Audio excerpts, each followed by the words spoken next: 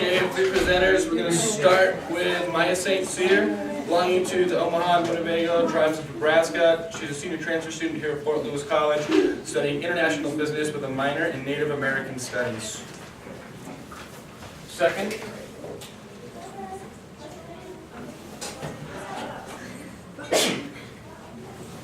Hold on 1 second, please.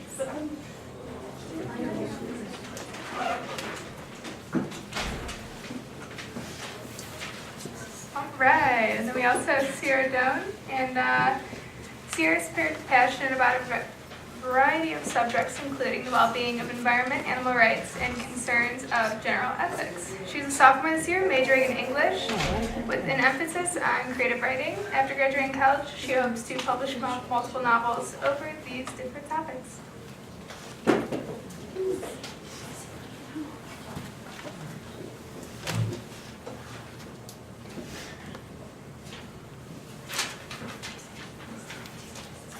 All right, and lastly we have Menica Rosana. Is that how you say that last name? Beautiful. So, Sorry, it's a middle name. But that's Oh, totally, okay. That's totally fine. I walked in late. I'm not That's yet. totally fine. Okay, so she's a teacher, a scholar, an activist, an advocate, and artist living in Calgary, Alberta. She holds a BFA from Alberta College of Art and Design, BEd from the University of Lethbridge, and an MA from Concordia University. Menica is currently a PhD student at the University of Calgary. Her dissertation employs focus group research to investigate the school experience of teenagers who are vegan. Menica is primarily interested in transforming educational spaces to reflect values of intersectionality, inclusivity, and justice. So without further ado, the three lovely ladies.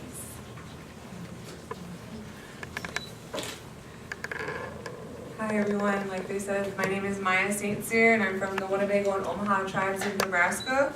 And if you don't know where that's at, it's in the northeastern part of Nebraska by Sioux City, Iowa. Most people know where Sioux City is. And so what I'm here to talk about today is the NODAPL, and that's the North Dakota Access Pipeline that's happening on the Standing Rock Sioux Reservation.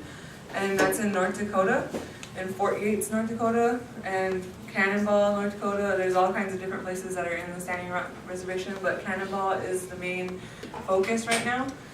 And this is their tribal seal up there, and these are just some of the tribes that have come and shared their flag with the camp.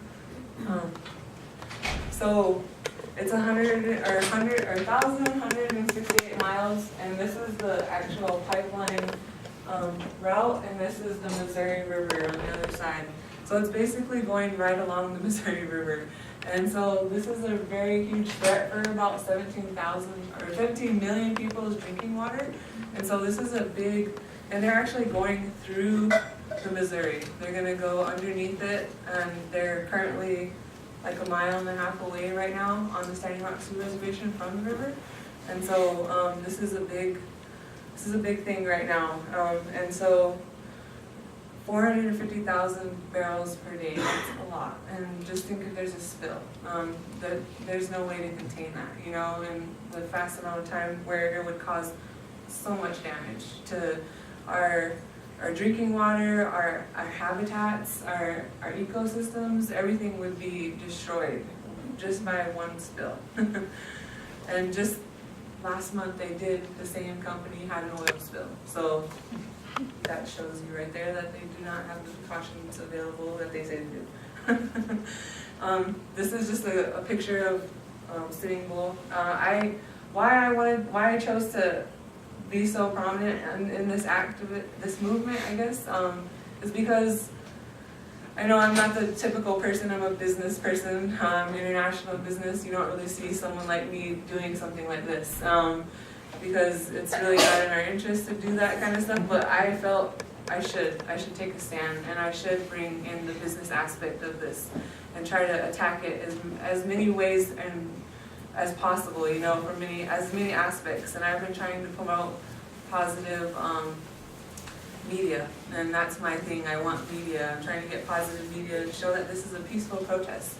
And so I'm also, like I said, I'm from Nebraska, and my tribe that's how we got our name, Omaha. It's against the current. We live right next to the Missouri River. We get everything from the Missouri River. She is our mother, and we love her. We've done all kinds of stuff to try to protect her from Sioux City, Iowa, just up the stream, and they've been polluting her for years. The Corps of Engineers had put in a dam about 20 years ago, and it changed the course of the river. And it changed our whole lifestyle as we know it. And so just think about if an oil spill happened, how devastating that would be. And so I actually went to school. I transferred from Sitting Bull College in Standing Rock Sioux Reservation just the year before. And I love these people. They took me in, they made me a part of their family, and I want to fight back for them, you know, and their rights and their children's rights. Because I used to babysit a couple of them, you know, and I know that this is their future. This is, I don't want them to have a messed up life, you know. I don't want them to be like a third world country when we're supposed to be the best country there is, you know. I don't want them to have to struggle and fight for water and clean water. So that's why I do this.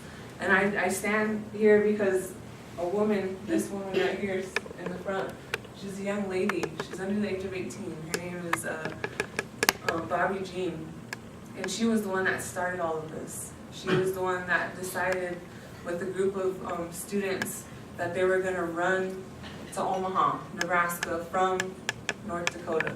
There was no coverage of this whatsoever. And they ran through my reservation. That's how we found out. And we housed them, and then they ran to Omaha. That's about 100 miles from my reservation the next day. And a lot of our runners ran with her. And so they went to the Army Corps of Engineers in Omaha, and they addressed them with a letter, a formal letter that they had wrote and asked to stop this pipeline from going through the reservation, because it was originally supposed to go through Bismarck, but the people of Bismarck voted and said they don't want this to go through there and contaminate their water. So they decided, why not put it towards the reservation instead, so it wouldn't directly impact them. And that's where she stood in with all these kids, and they ran all the way to Omaha. Nobody paid attention to them. Nobody listened to them. Corps of Engineers just brushed them off. So they decided that they would run to Washington, D.C. to take it to the next level and talk to the president. And still, really nothing happened. Obama was silent. And that's funny to me because the year before, he came to Cannonball. And he came and he was there, and he talked to these children, and he told them that he was going to help them any way possible that he could if there was a need. And were asking him. They ran all the way to Washington, D.C. to ask him, and he still ignored them. And it wasn't until later on that people started to hear about this, you know, through social media. I was one of them. I was sharing stuff. I was trying to get the word out there, because these were kids, you know. That speaks word, I don't know what, if it's not powerful to you, I don't know what is, with that kids coming together and doing this and starting this movement. And so they started calling themselves protectors, not protesters. So that's why I showed this. And it's amazing. This is the first time in history that this has happened, with all of these tribes coming together and peacefully acting together. You know, this is unheard of. Tribes that have hated each other for years and years over something that happened thousands of years ago. They're coming together, and that's powerful. And for kids to start it, you know, we should finish it. And I just love this picture. My family and everything were able to go up there. My tribal chairman, I was proud of him. He went up there himself and delivered that flag, and he told them that we stand behind you no matter what. And so we have, and about 500 plus tribes now stand together with Standing Rock, and a lot of indigenous tribes from all around the world. And I think that's amazing. Like I said, positive media. This is just a cool picture that I like to, I tried to find another picture, but it's really hard to find pictures online now, because they're trying to cover it up. They're trying to silence it. And it's just interesting that there's so many people up there fighting, but everyone's worried about the election. Everyone's worried about what's going to happen next, when we should be worried about what's happening right now. What's happening? To me, it's a national threat, and people aren't seeing it like that. And these people are standing up there in the front lines praying. They're praying, they're singing songs, they're bringing back their old ways, the good ways, you know, of connecting together. And see that harmony? I don't even know if they're the same tribe, you know, they're all standing together. They're all one nation now. We're not tribes, we're all one nation.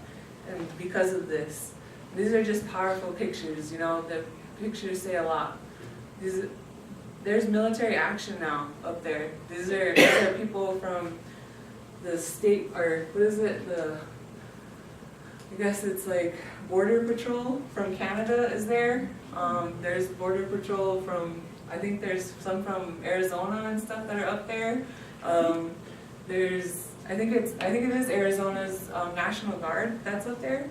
I'm like, what are they doing up there? Like, and it's just interesting to see. And the DAPL people have actually hired missionaries themselves, and they're not trained. They're not trained people, and they're all people with criminal backgrounds. So let's just think about that. And these are the people that are trying to be the good guys. So, and there was recently there was some dog attacks. Kids got bit, people got bit in the face. These are untrained dogs, and these are dogs that are being antagonized to bite people. And there was a couple of videos, I couldn't find it, but there was a woman, see, she's in the back here, and she was antagonizing her dog, pinching it, hitting it, and like to make her attack. And she let go of one of the dogs into the crowd. And the dog was so scared, you know, and just started attacking people. And I don't even blame the dogs, I blame the people.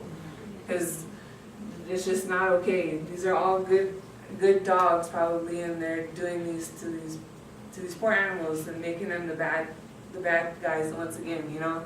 All like pit bulls, there are pit bulls in there. I have a pit bull puppy, and everyone gives her shit, you know, because once they find out she's a pit bull, they give her crap.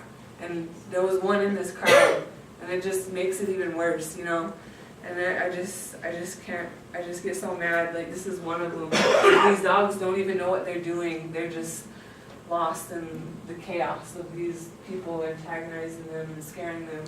When it's just a peaceful protest, these people are singing and praying, and they let these dogs out on them. And there are children in the crowd, front lines and everything. So they're just interesting. These are some of the things that have happened. They've maced people. Like, see this guy? His face is full of mace. It's like almost that bear mace that they use. They're spraying them with that. And then they're shooting people at lethal ranges with bullets, those rubber bullets and beanbags. And they're really close. They're really close. Someone got shot in the face. I couldn't find that picture, but it was really bad. Really, really bad. These are just some of the things that are happening to these people that aren't even doing anything, you know. They're sitting there praying. As soon as they start singing, they say that they're being a certain way. And then there's even people that are the people that they've hired, they go into the camps and they act like they're protesters, and they go behind the people that are in the front lines and they push them. And I've seen videos of this person. There's two of them. There's a male and a female, and they're pushing an old lady, and she gets beat up by batons because she got pushed into the violence.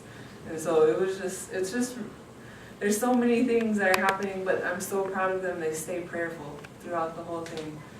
There's actions that they have been taking, non-violent actions that. They have the media tent. They have a place where they teach people these certain acts, like how to act properly, protest peacefully, you know, keep protesting in the correct manner, not against the law. But still, we're arrested and we're beaten and we're maced. And one of my friends, her name is, I didn't get a picture of her.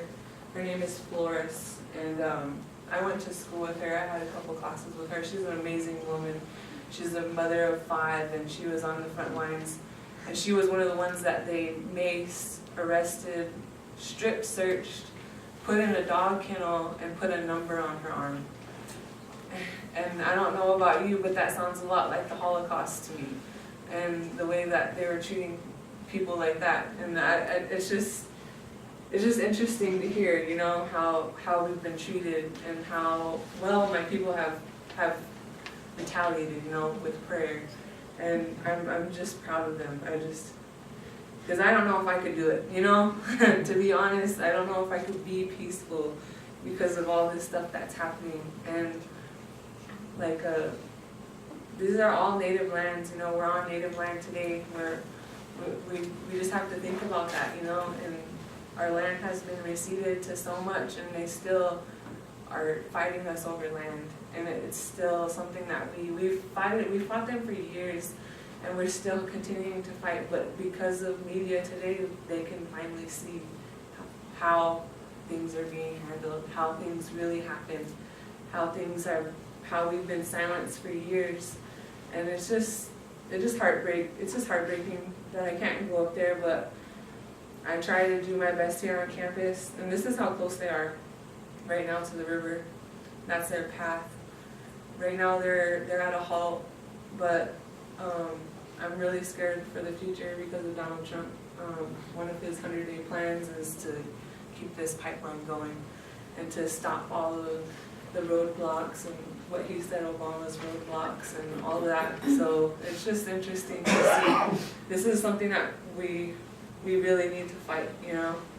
This is just some of the stuff. This was the other day. People were in the water trying to keep them, you know, at bay, and they were spraying them. They were shooting them at close point, blank range. People got shot in the face. People, like I said, it's just there was elders in there, and they come back out and they're just all white, full of mace, like completely just full of mace. So it's just interesting to see, and this is something that was powerful to me. The buffalo actually broke out and they fought back. Like that's how I look at it. They were fighting back. You know, there's a herd that I used to go see all the time, and they're just north of Fort Yates, and there's a whole big herd of them. They're really good. I like them because I've always had a connection with buffalo. My mother's Buffalo clan, and so I've always been I've really been touched by buffalo, and I really like going to go see them. I like their ways. They're very traditional if you think about it. And I feel like they're our ancestors talking through them. And they fought and they ran through, and you see this helicopter, he's trying to round them up and scare them.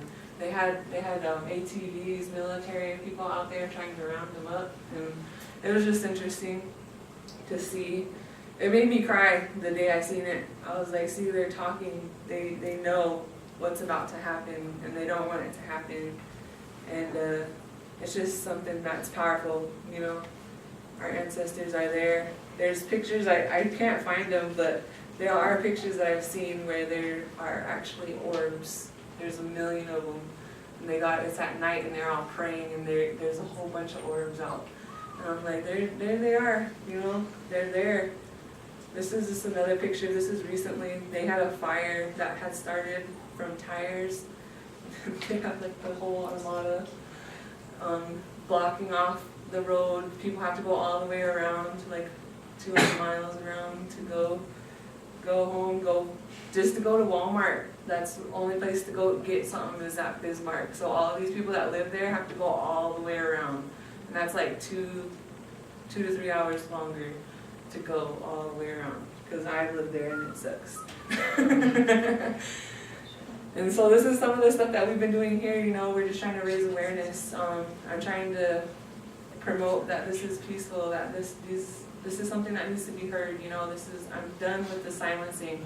I'm sick of it, and I want to stand up, and I want people to hear us, you know, I want people to know that we're not going to let this happen. We're not going to stand by and be quiet anymore. And I think it was awesome to do it here because of what happened with the Animas River last year, you know.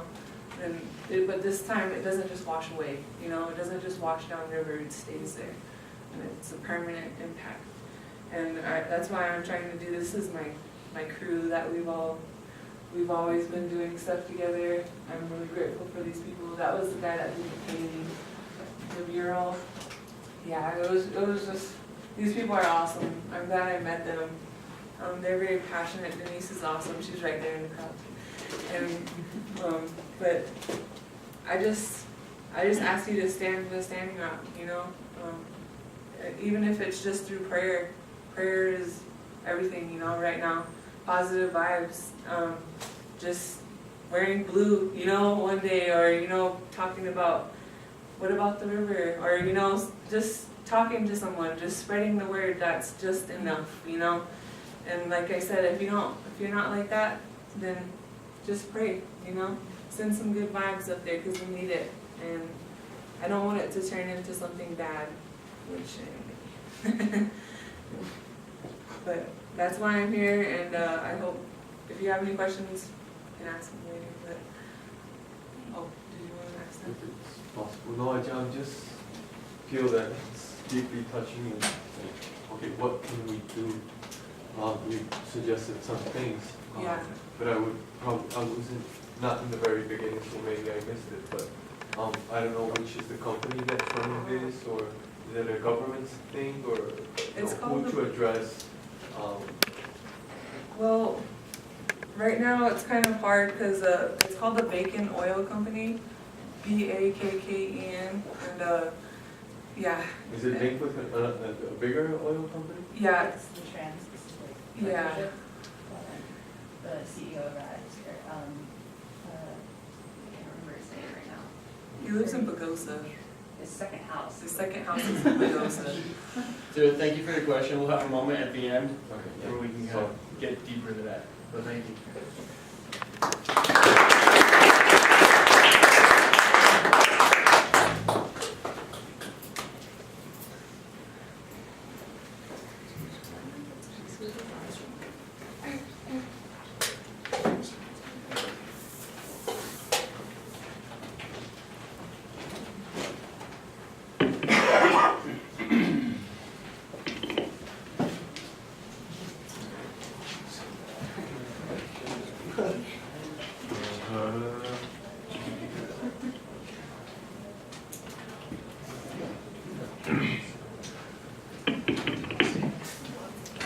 hello?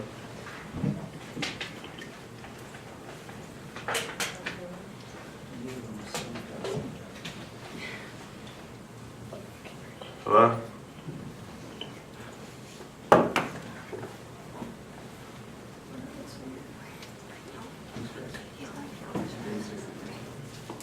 Hello? Hi, I'm Sierra, and I'm presenting on the 8515 plan, also known as the Agua Hidalgo Lagoon. I know I pronounced that wrong, I'm really sorry. But it also means pestilent water in Spanish, Agua Hidalgo, and I thought that was really interesting. So, just a little bit of background on why I chose this to present today.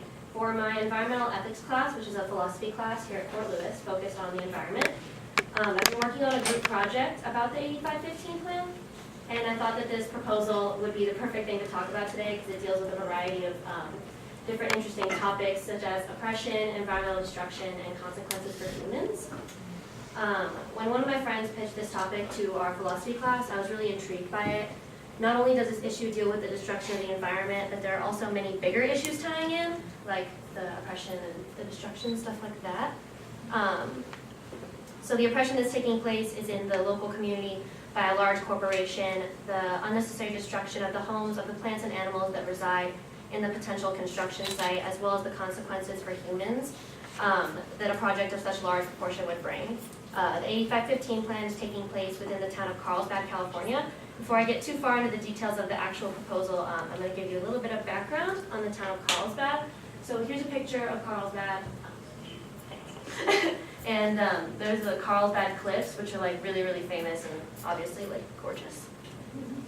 So here's the state of California. If you look up on the red dot on the top, that's Sacramento, and Carlsbad is way down south. Carlsbad, California is an oceanside town located in San Diego County. The city is about 90 miles south of Los Angeles and 35 miles north of San Diego.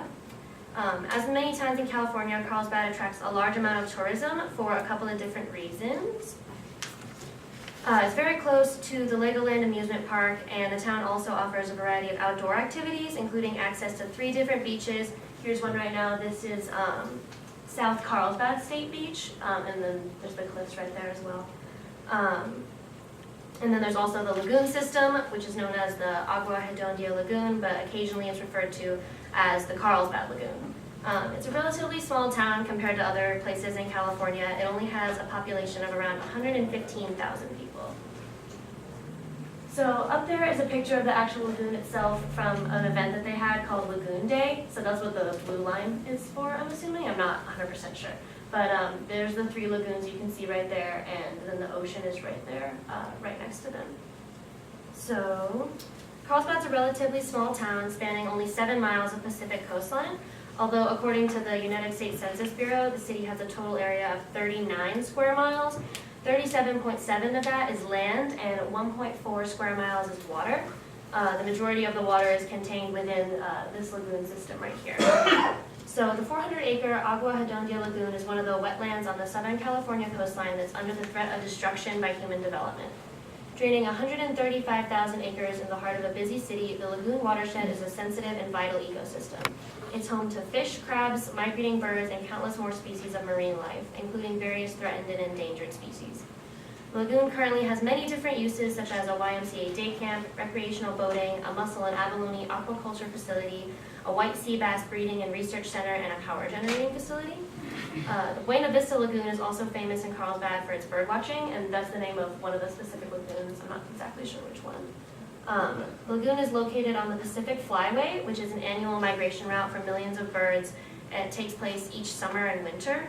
Over 235 species of birds have been spotted in this area, and 103 of those are resident birds that live right on the lagoon. It's also home to 14 species of amphibians and reptiles, and 18 species of mammals. In addition to the water sport activities, the lagoon system also offers a variety of nature trails and hikes, as well as a strawberry farm, that's what the picture is down here. It's a couple of kids who go there and pick strawberries anytime. This combination of the lagoon's usages, activities, and ecosystems make it a precious natural resource. So what exactly is the 85-15 plan? In the last 4 years, one of the largest private real estate companies in the United States, Caruso affiliated, set prospects to build a 585,000 square foot shopping mall along the fragile banks of the lagoon. This project is anchored by the popular store Nordstrom, and the proposed mall would feature an iconic 2-story location.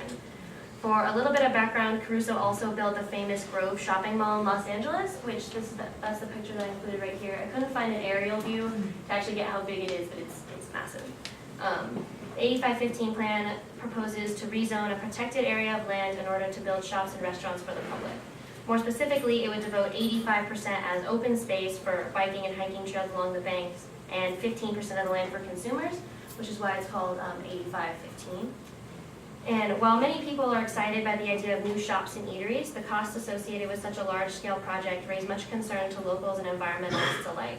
The new mall would increase traffic to an already overcrowded area and add yet another shopping mall, which the town already has 2, so this would be the 3rd.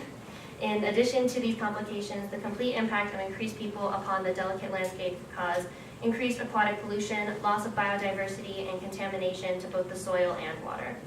Caruso has had no problem sweeping over these complaints with the help of his endless marketing strategies and substantial investment. He's spent millions of dollars on his marketing campaign. I think the total is like $5.3 million. The fight to stop Measure A and Caruso's big money has proved to be considerably difficult for the people of Carlsbad, California. And here's just a picture of like the 85-15 plan more specifically. So the 15% over there is where the mall would be built, and the 85% would be open space. And right now the strawberry farm is actually located within that 15%, so they would have to completely dig it up and relocate it to a different area. So now I want to shift to 3 different issues that this project deals with, like I mentioned in the first slide. I want to start with oppression of the people. In accordance with the law in the state of California, Caruso had to get a certain number of signatures in order for his proposal to move forward. Instead of actually trying to get these signatures the right way from the local people in town, Caruso spent millions of dollars on out-of-state signatures, about $2.5 million. to buy out-of-state signatures to fulfill that requirement. Using his big money from his corporation, he was able to sneak past the people and oppress their voices. In the past, the people of Carlsbad have voted on measures such as this, but with this topic, the city council took a vote without consulting the local population.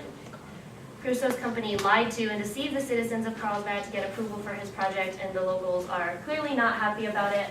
I found some pictures from a protest that they had. On the bottom, I don't know if you can see very well, but it says, "Let the people vote."